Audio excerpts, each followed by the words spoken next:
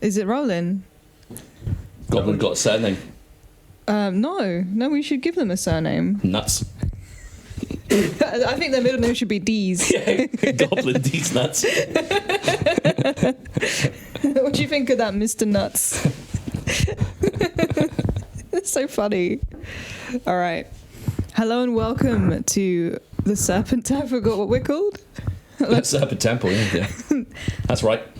Hello and welcome to the Serpent Temple podcast and YouTube channel. We are here today. It is I, Nina, and I'm joined by Floyd. We are going to be reviewing ArcTanGent 2024. So we went to ArcTanGent mere days after emerging from the depths of Bloodstock. And as you can hear, we're like a little bit tired, and this review is a little bit late because we've been very busy. But hopefully we will do our best to do some justice to what was my favourite UK festival now, ArcTanGent. Really?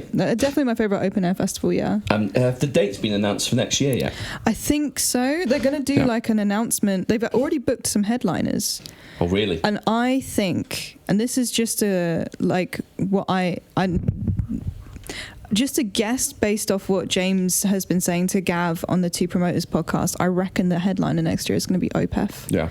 That's my thinking, because he's booked a lot of metal for next year, and Gav is like you saying that there's potentially some like Damnation crossover bands that have been booked. So I think there's going to be a really good lineup this year. Yeah. Next year. This year's was fantastic. It was one of my favourite lineups for a long time. I've got to have a look at the dates because I'm determined to go one year, because I think it's worth it, man. Yeah, even if it is just for like a day or something. It's always unfortunate just in the fact that it clashes with Bloodstock, and like, you know, the older I get, I just don't have the energy to do like two festivals in like a 2-week span. It's such a good festival to do if you don't have as much energy for like a Bloodstock, because the atmosphere there is like so chill. Yeah, that's it's like a different, like there is a bit of crossover with Bloodstock, and there's like some similar same people who go to both festivals, like including us. But it's like a more sort of demure and mindful crowd, I'd say.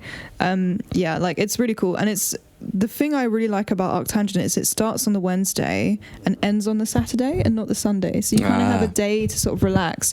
And where it is really beautiful. It's in like the Mendips. Yeah. So it's a really gorgeous place. And we went to Cheddar Gorge this year to do a photo shoot actually with a band that was playing.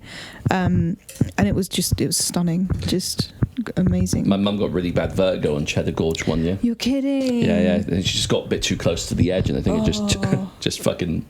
just completely took over her. We didn't go to the top, but we did get stuck on this one-way country road for like an hour, and Shem was really not having a good time, because it was a two-way country road, but there was no way you could pull around, and we were like on the top of the gorge. So we took one wrong turning. It was like a normal ass looking road, and then like if you wanted to park on top of the cliffs, you had to pay like 10 quid, and we were like, Shem was like, I refuse to pay. So he drove past all the car parks and was stuck on this like hell road. We had to drive all the way back round in a huge circle. Did you go to the caves or no? There was like one cave that we went into that was like a little cave, and it opened out into this huge drop. And there was like an iron fence in front of it, and we did we did location scouting on the Wednesday before we went into the festival for the shoots, and like we went into the gorge and we got out. And like we're looking into the caves and stuff, and we did a little bit of shooting in one of like the little caves, but I don't think any of the photos came out quite right because it's really dark. Yeah, but I'd love to go to the big caves one year. Maybe if we all go together next year, we can do like a little outing. I'm cool caves. I don't get too like claustrophobic in them. Unless it's that. You've seen the clip of the guy, I can't remember what the name of the incident was, the guy that fucking fell in and he's like stuck like that. I have some that's crazy... like the most horrific thing ever. Caves are like so dangerous. There's one guy, because there's cave bodies that are like known cave bodies in the world, and there's one guy who like got trapped in a cave and mineralized, so he became part of the cave. Became one with the cave. One with the cave. You're like, It's got Roots of the Mountain by Slave playing in my head. There's one cave I think in like the Himalayas, or like in deep, it's like in a deep mountain range, and this guy like didn't tell anyone where he was going, and he went caving and just like went into this cave that was like a research cave, because I just discovered it, and it's like one of the deepest caves in the world. It's like crazy, like, it's a vertical cave. That's not the M cave, is it? I can't remember what it was called. Oh, there's like a it's one of those unexplained mystery stories, but there's a guy that went like spelunking in like the M cave. But it's just like, I've actually never seen a video about it. It came up on like a a compilation of like unexplained mysteries, and I've been meaning to watch it, but I think it's got some mysterious circumstances around it. Caves are like fucking crazy scary, but yeah, this cave, it's like vertical caves in particular just freak me out. And he basically there were like several shelves. He went down really far, but because he went on his own and didn't tell anyone, no one knew where he was, and he basically forgot to pack stuff that helped him go back up the cave, like the things you put on the ends of your feet. So he couldn't climb back up after he went really deep. God. And he ended up dying in the cave. And basically when a body decomposes in a cave, it releases loads of poison gas, and it builds up in the cave and it becomes noxious. So if anyone else goes down there, they will die from the poisoning. So like I think 10 people had to go and retrieve his body, and people had to like risk their lives to go and remove him from the cave. It's a really gruesome way to die. You've never seen the film The Descent, have you? You know, like horror films, you wouldn't have seen I'm not it's a horror good film though, right?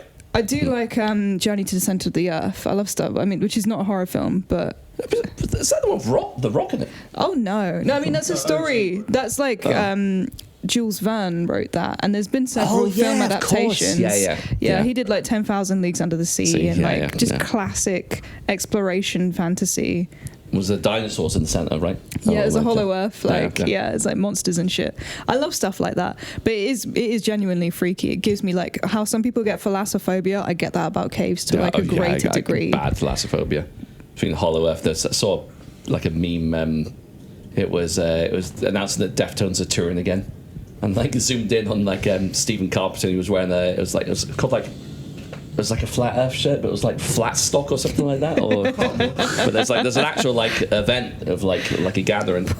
So it's so ironic. I mean, these flat earth people make me so. Well, anyway, let's go back to reviewing ArcTanGent.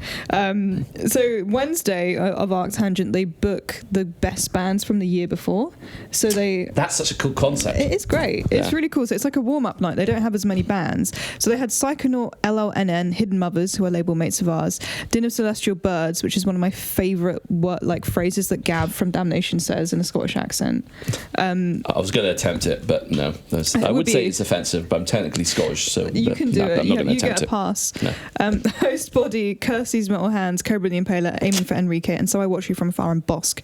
So because we were scouting in the Gorge, we only got to see a bit of Psychonaut and LONN. Yeah. And we did interview Hidden Mothers on the Thursday, which was like a really lovely experience. They're really cool guys, and obviously like we're big. I mean, I'm wearing an LLNN shirt that I bought at ArcTanGent. It's such a sick shirt. It's got Xenomorph on it, right? Yeah, it's like got a big Xenomorph, and it's got like Japanese on it, so it's hitting two of my like major weaknesses. Yeah. So I love this, and it's like a really nice, just lurid green colour. It's a sick shirt. Yeah, I love this shirt. I've been wearing it a lot since I bought it. I remember when you posted the picture of it, I was like, fuck, I want that shirt. And the new Alien is sick, by the way. Alien Romulus. I can't wait to watch it. I need to watch it. It's good.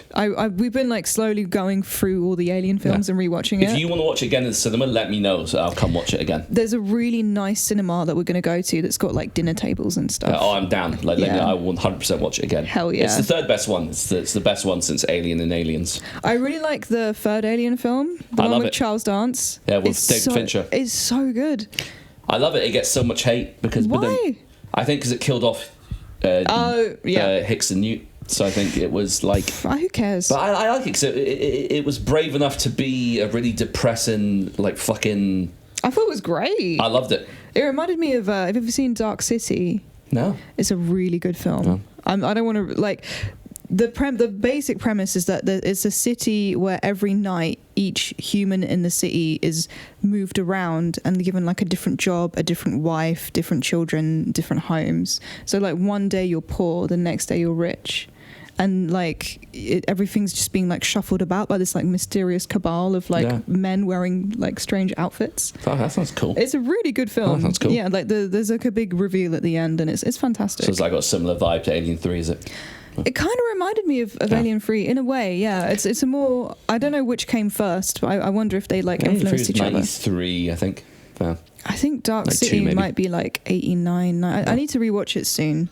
Yeah, it's a perfect ending as well. I love the ending with Ripley like sacrificing herself. Yeah. And I like Resurrection as well. Like Resurrection. I think like you just got to, if you just accept the fact that the plot's a bit stupid, it's such an enjoyable film. And Ron Perlman's so good in it. I love Ron Perlman, man. He's so underrated. When Clone Ripley's like, so who do I have to fuck to get off the ship? Ron Perlman's like, I can get you off. Not the ship, though. Just like, that's so fucking cool. Just being Ron Perlman must be great. And I'd see love when to he be Ron fucking kills Perlman. the alien on the ladder and he comes back up and gets like jump scared by a spider and fucking like just blasts the spider. Just, like, And that's so why fucking it's so good that guns aren't legal in the UK, because we'd be Yeah. shooting like spiders constantly. Yeah. After the Wednesday, like I think we had to go home because we were tired and we needed to like recover. And Thursday we had to get up. I mean, I got up at 5 a.m. to do like the photo shoot in the morning, and then we still got to the festival like early afternoon. So we managed to watch Sonata, who are really good. Really, really like Sonata. I think we heard a little bit of Pine, who are fantastic as well. We did like, I think 5 or 6 interviews on the Thursday. Yeah. So yeah, you guys knocked it out of the park there.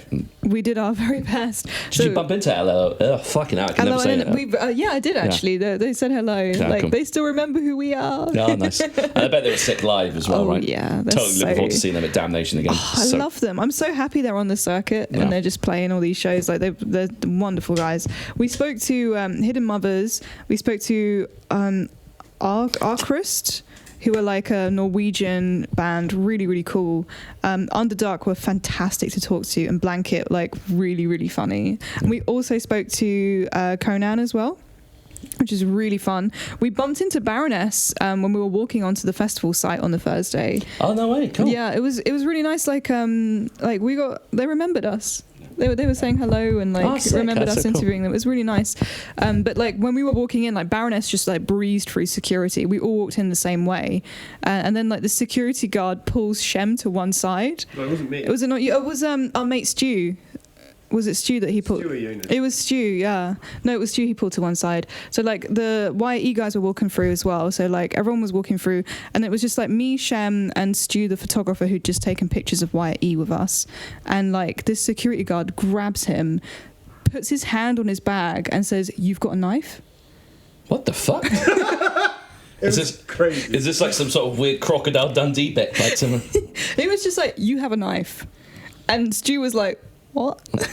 I don't. This is a camera bag. And he was like, "Show me your knife," and like made him open his bag. Was he trying to be funny? Or... No, he was dead serious. I mean, that's wild. He was dead Like- serious. And then like there was like another person going through, and he was like, "You've got drugs," and like he was just like grabbing people's bags and just declaring they had like illegal goods as a form of security. It was the craziest shit I've What the ever fuck? seen.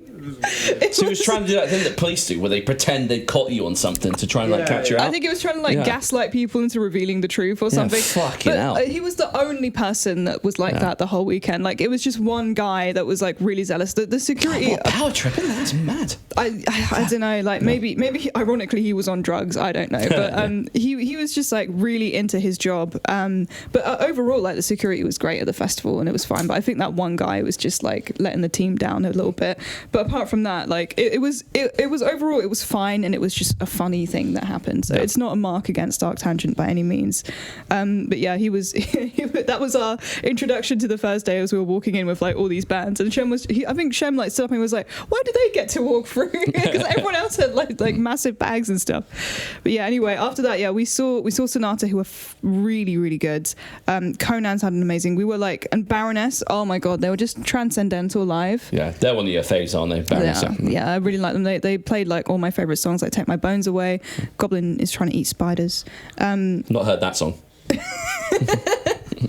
That's an unreleased Baroness track. No, they were really great, and they played like one of the songs, because like, obviously Baroness, when they played Bristol many years ago, that's when they had that fatal car crash. Oh fuck! And they played a song like in memory of that event because they'd lost a member. Shit. Yeah. I didn't even know about that. You didn't know that? No. I remember when that happened. It was like 2011, 2012, Fuck. I think. Yeah, I think. They had a really bad bus crash when they were playing, I think it was Bristol. I mean, correct me if I'm wrong, but I'm pretty sure that's what happened. Fuck and they me. lost their guitarist. I think Really? it was their guitarist. Jesus yeah. fucking Christ, that's horrible. That's who Gina replaced. Jesus. And Fuck. like I really respect them for like continuing to tour and play after something that traumatic happening to them. Yeah. Yeah. Oh god, that's wild. Yeah. So it was like I'm always inspired by them, and like they're always so positive to be around. Really nice people. Yeah. So we saw them.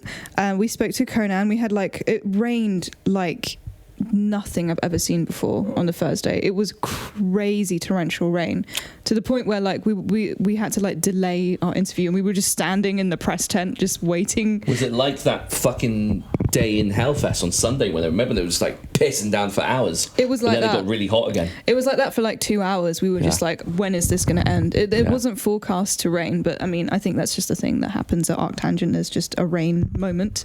But thankfully, I think for the rest of the weekend, it was fine. I think I missed Author and Punisher.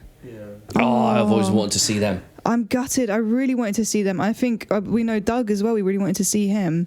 In the end, I guess we went home after the Conan interview, because we were like absolutely soaked through. Yeah. Thankfully, we were staying in an Airbnb that was really, really nice. Oh, that's good. And they had Scottish folds that were adopted, because obviously like it's not ethical to buy a Scottish fold. Yeah. But yeah, they're cats with like little flat ears. Yeah, you know, I love Scottish folds. They're so beautiful, and they were just great. There was one grey one. I think one was like a dark brown. Yeah. And they were super, like, they literally came and lay under Shem, like right next to Shem's car tire. No. And then, they had these beautiful golden eyes that were like magical little creatures. Scottish folds. They were super soft, and we were stroking them. Their little ears are just so cute.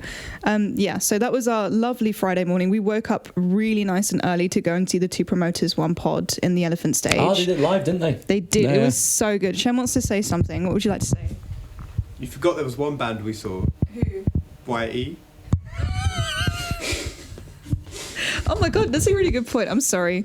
I should really talk about the fact that we saw Wyatt E play on Thursday, especially considering I'm literally doing a collaboration with them, and we spent the morning doing a photo shoot with them. My mind is so full of what happened that I'm not remembering everything. I do apologise. I have made notes for the rest of the festival, but the Thursday was quite a blur. So we saw Wyatt E. I think they were like, we saw them play just as we came in. And they were just fantastic. Like, I've never been able to see them live before. Obviously, this podcast is why we ended up collaborating with them. We're actually going to Belgium tomorrow to work with them on another project. So it's like fantastic. It's an amazing thing that this podcast has got us these incredible friendships and relationships with these bands. Yeah, they were so good live. The vocalist has, like, he sent me his actual pedal setup, which is really generous of him. I would never be able to afford it though, because it's mostly Eventide stuff, which is ridiculously expensive.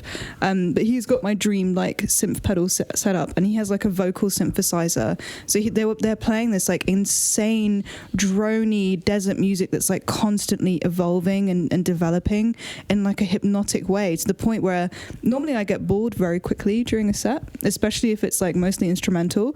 But with YE, it literally felt like 5 minutes. It passed so quickly because I was so enraptured by what they were doing. They had two drummers as well, like Jonas and Renaud, fantastic drummers.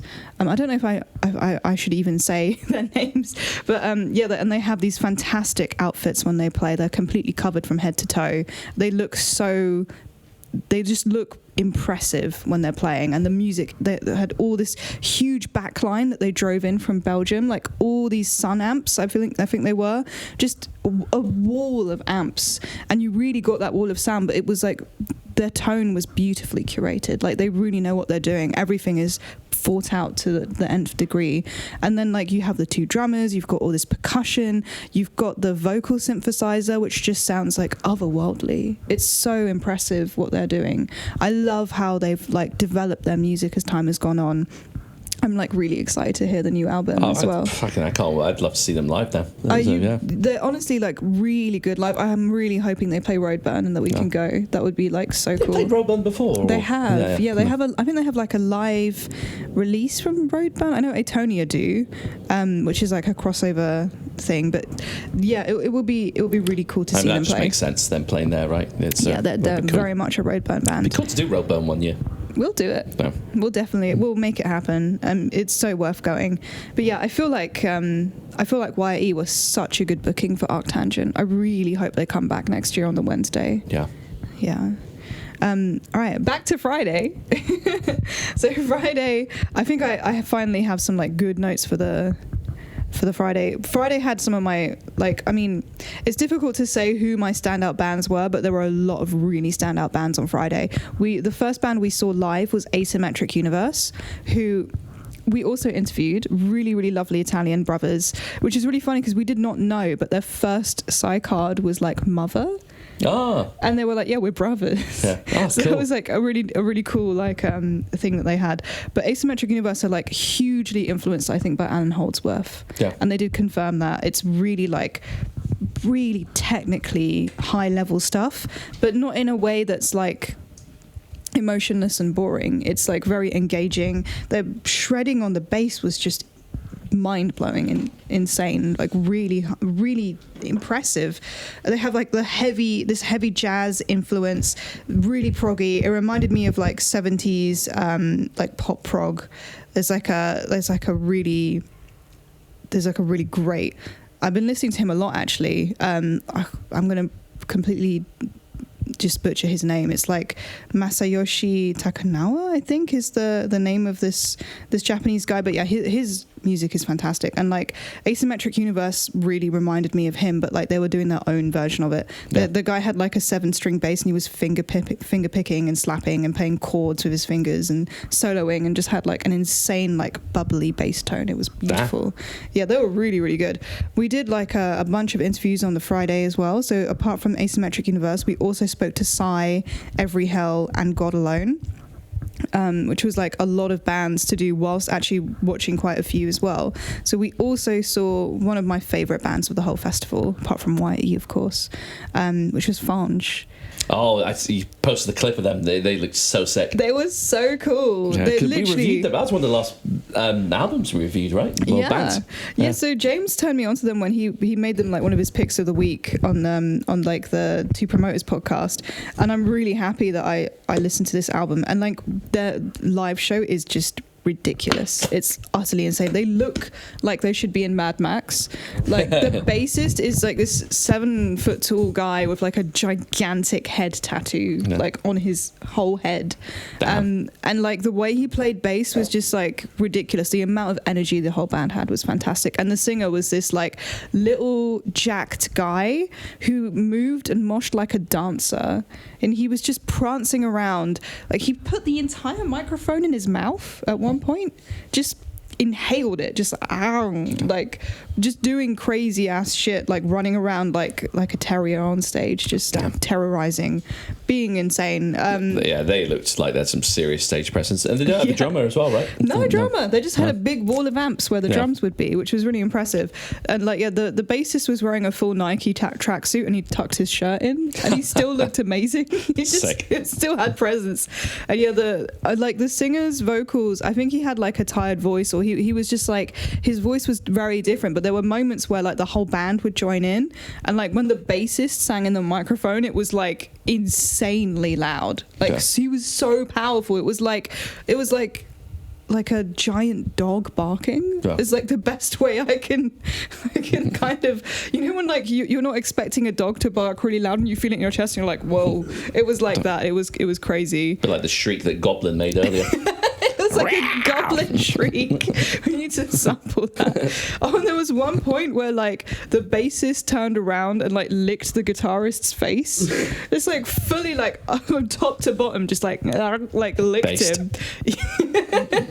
They were like really Nine Inch Nails inspired. It was like very industrial hardcore. They had like a bit of Depeche Mode inspiration too. They have this like synth thing going on. There's like a lot of hooks in there too, but they're just crushingly heavy. Except I remember they've recently transitioned from like more of a traditional hardcore style to the industrial style. From what I remember anyway, when I listened to a bit of their earlier albums and reviewing it, yeah, that's cool, man. Getting mad FOMO. I kind of wish I was there. Oh, if they play again, we should definitely go and see them. Shem wants to say something. They're supporting Ulcerate at Oslo. When is that? When is that? Sure, but I know it's fairly soon. Man, that is a good bill. Ulcerate, fucking sick. Oslo's a good venue to see Fange as well. Yeah. Yeah. That might be a show worth going to be fair.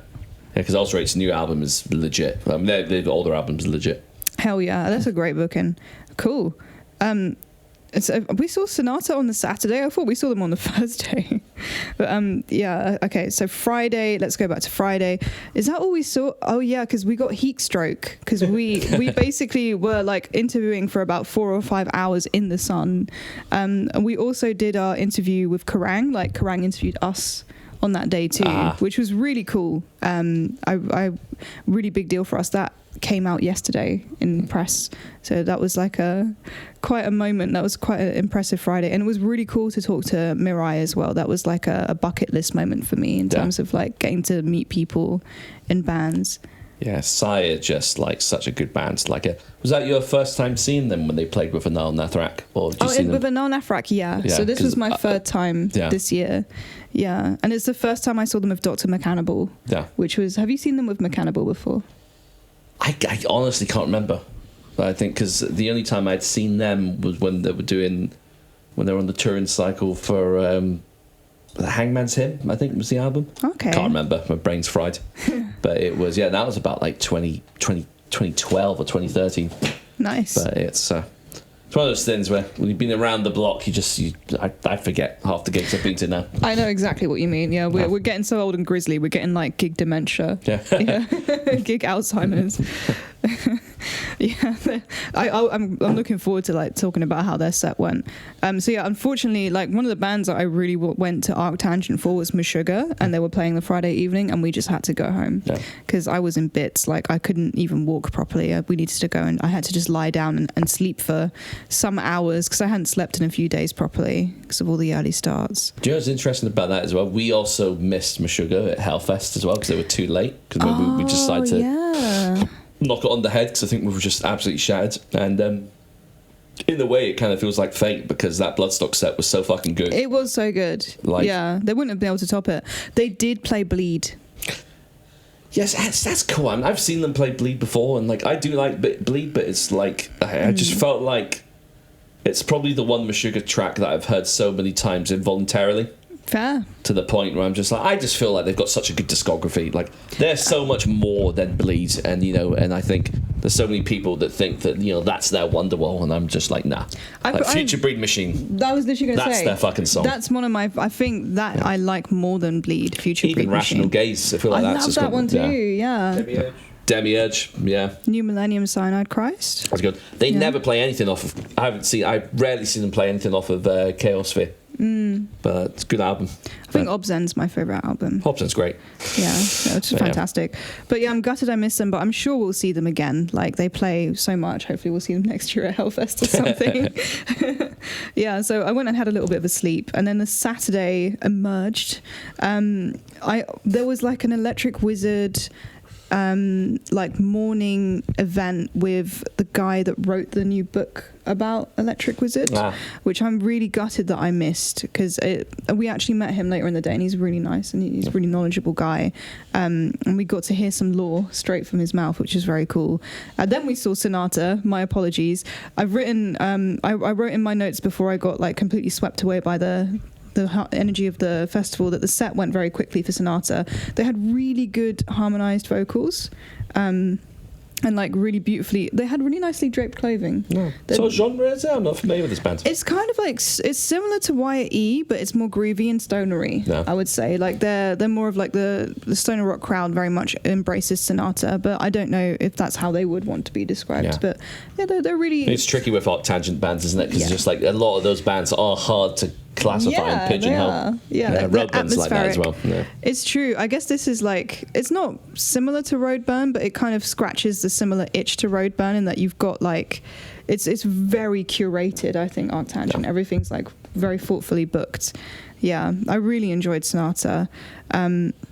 Let me just quickly check the ArcTanGent lineup and see who else I missed. There were so many bands, and like I remember we walked past a band. I think it was on the Friday night when we were going back home. I remember we were walking through all of the people walking into the arena. It was like a wall of people making a pilgrimage for Meshuggah. I felt like every single person in the festival went to see them, and we were like the only people leaving.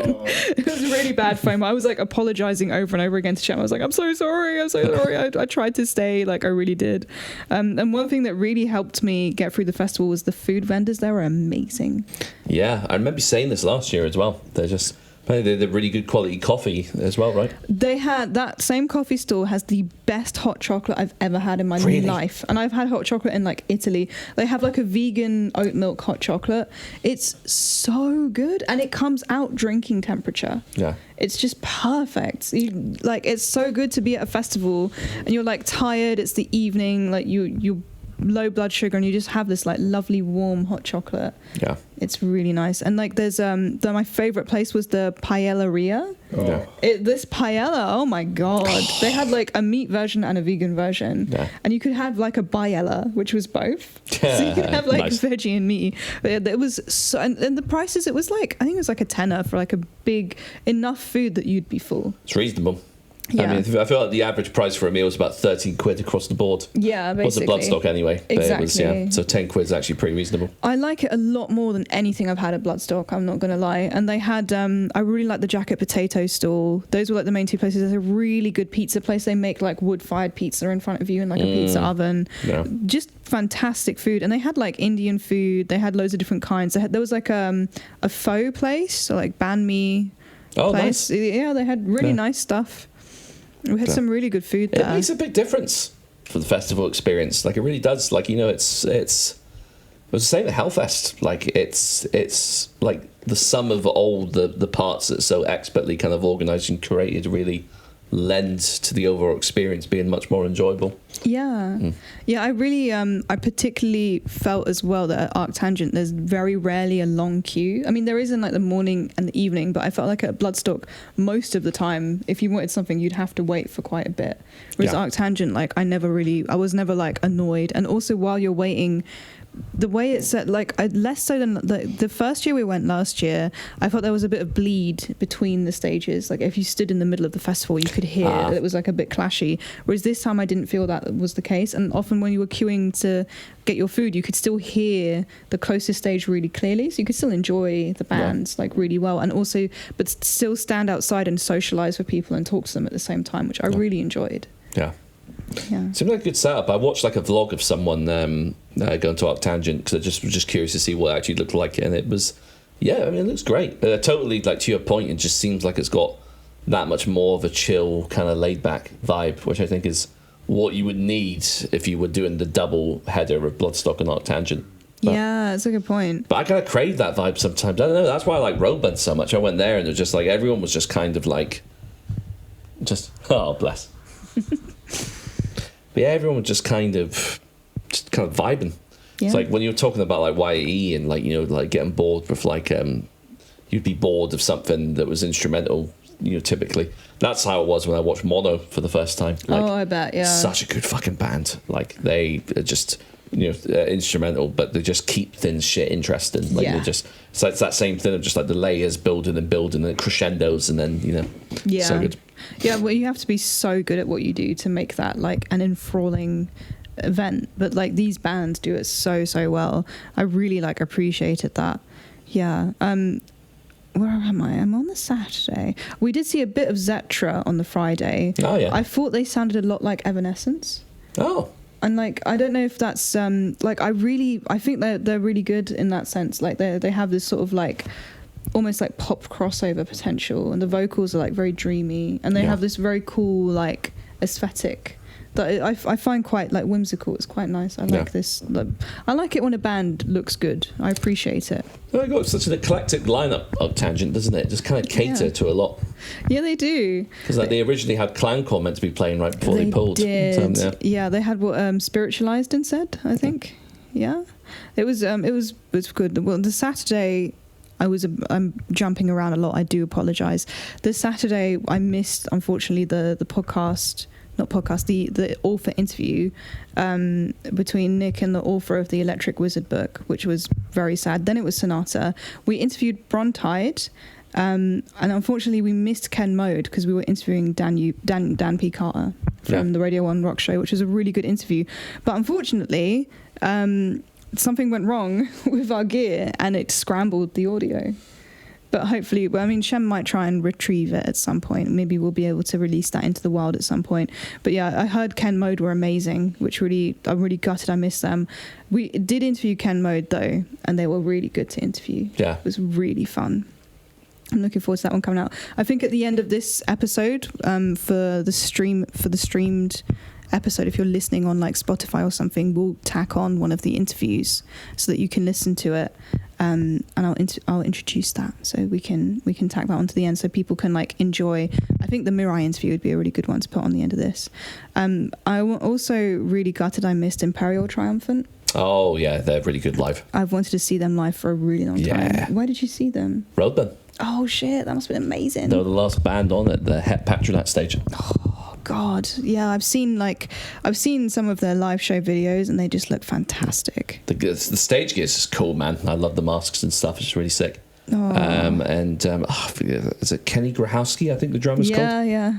Oh man, he is like top tier level like jazz drummer. But it's like something impressive when somebody manages to like combine those elements of jazz drumming and then incorporate into that metal sphere. Like it's really like crazy. Much the same way I've been watching. Do you ever watch the Drumeo channel? So it's a bit of a weird segue, but it's a cool channel for like showcases drummers and it gets them to listen to a song for the first time.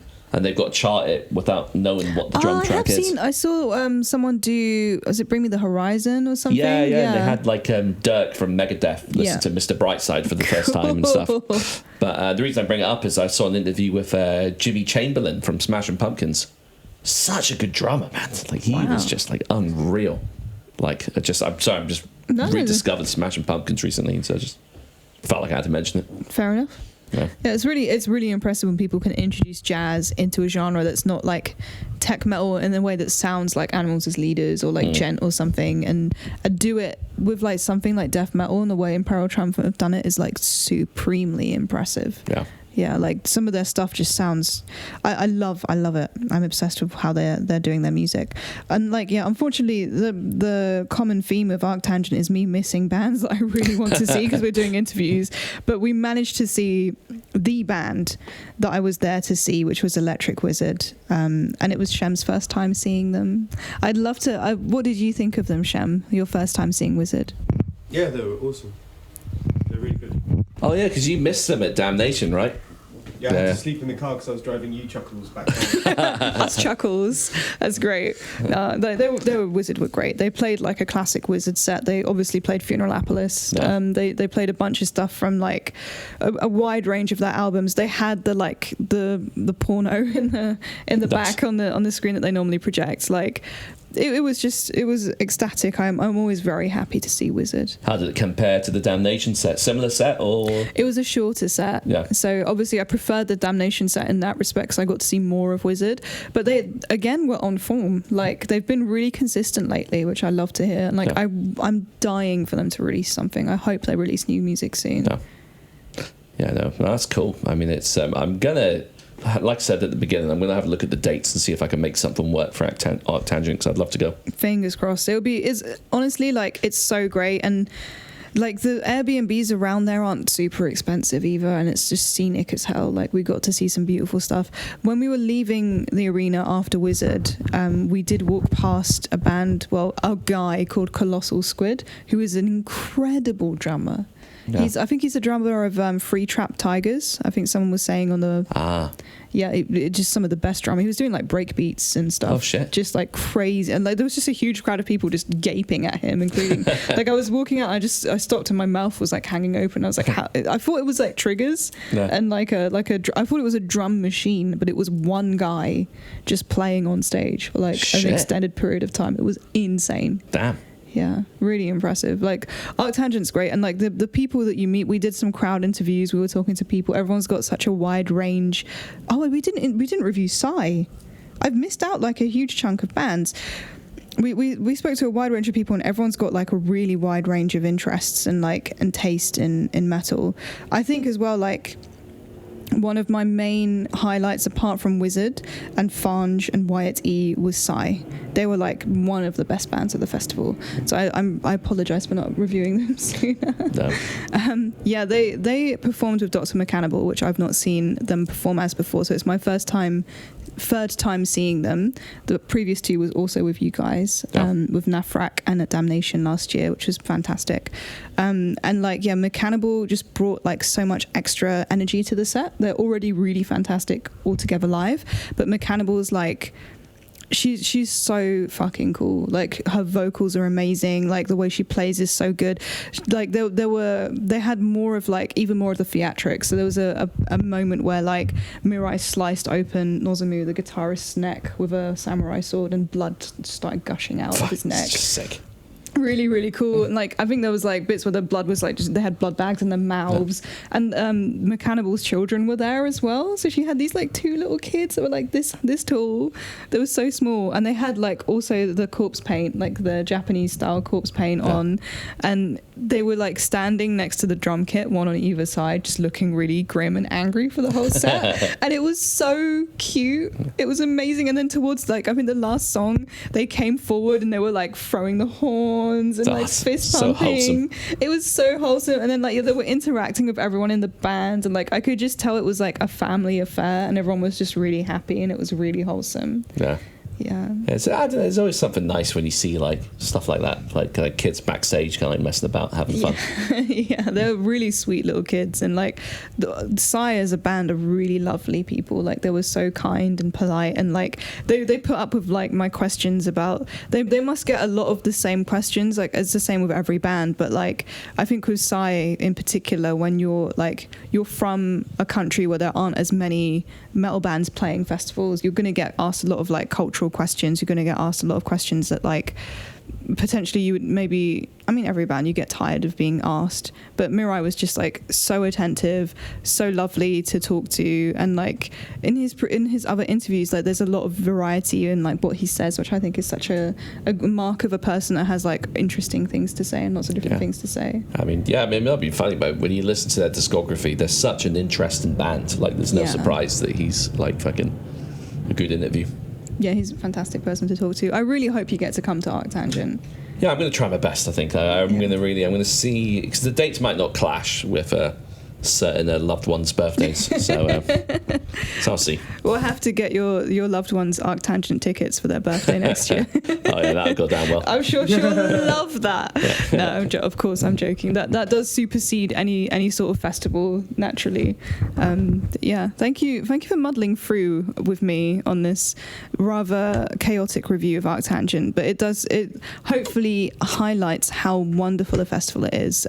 We do hope to be able to go every year, because it is by far my favourite UK open air festival, with good reason. Like, it's clean, there isn't like a lick of litter at all at the festival. Like, at no point do you see anything left on the floor. And like, it's so clean. At the end, like, everyone's packed their tents away, like there's no one leaves stuff on the site. Everything is just so thoughtfully taken care of. Like, there's it's big, but there's still a community feel, which I think is super rare at festivals now. Yeah, that's nice. Yeah. Thank you for listening. Let us know if you were at ArcTanGent, if you saw some bands that you really like, if you think that we should have watched some different bands, who we should be looking out for to hopefully be booked next year. It would be really nice to hear what you think. Thank you. Peace out. Peace.